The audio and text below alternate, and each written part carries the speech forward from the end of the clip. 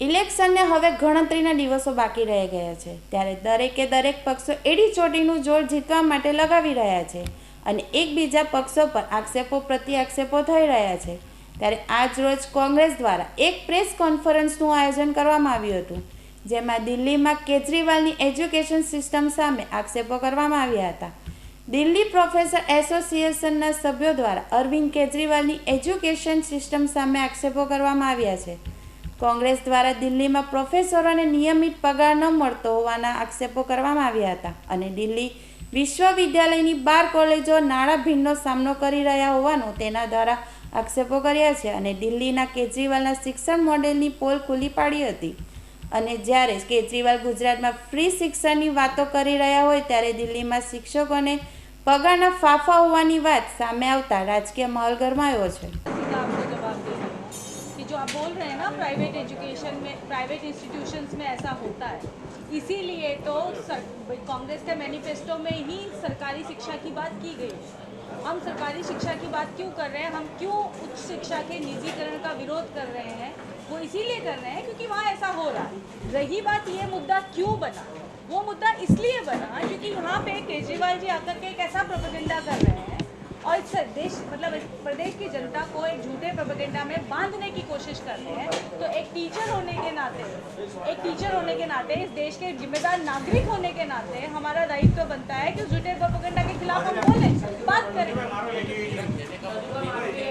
Sir का और चनिका madam का कि उन्होंने हमें ये मौका दिया कि हम जो आर्थिक संकट से जूझ रहे हैं अपने कॉलेजेस में, आम आदमी पार्टी के जो अमानवीय करते हैं पिछले 3-4 साल से जो हमारे साथ हुआ, उसके बारे में मैं आपको बताऊंगा, उसकी एक रूपरेखा बता देंगे आपको। उसके बाद जो कागज़ी दस्तावेज और साक्ष्य हैं वो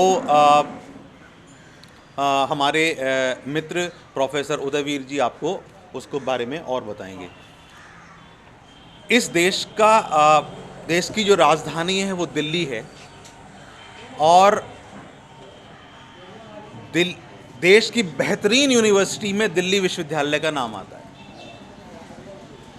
दिल्ली विश्वविद्यालय में लगभग 80 कॉलेजेस हैं, जिसमें से कि 28 कॉलेजेस दिल्ली सरकार द्वारा वित्तीय पोषण पाते हैं,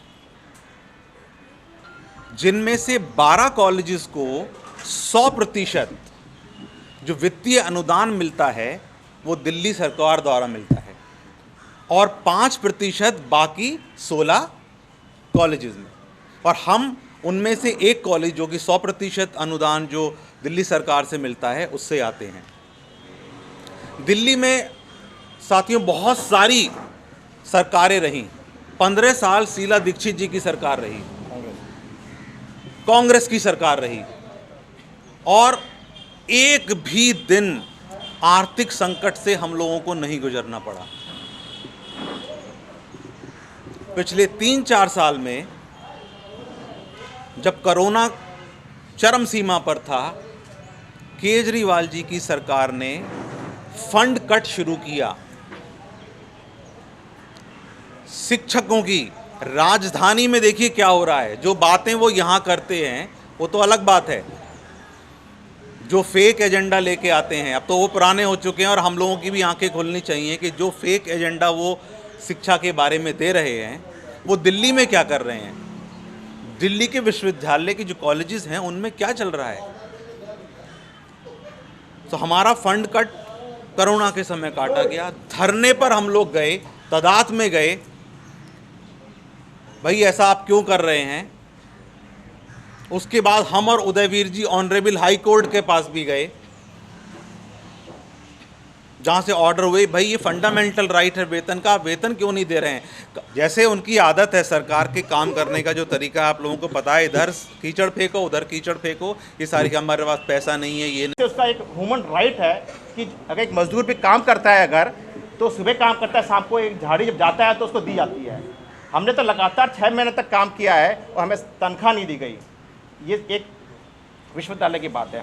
उसके बाद 5 सितंबर 2020 को इतनी हालातों की कॉलेजों ने खुद जो है ये बीड़ा उठाया। हमारे दिल्ली विश्वविद्यालय के जितने 12 कॉलेज, इसमें हमारा कॉलेज भी था, आचार्य नरेंद्र देव कॉलेज, बीड़ा उठाया कि उन्होंने स्ट्राइक की, प्रोटेस्ट किया। उसी टाइम दूटा हमारी ट्रेड यूनियन ने भी किया, उस टाइम हम पुलिस अरेस्ट भी हुए।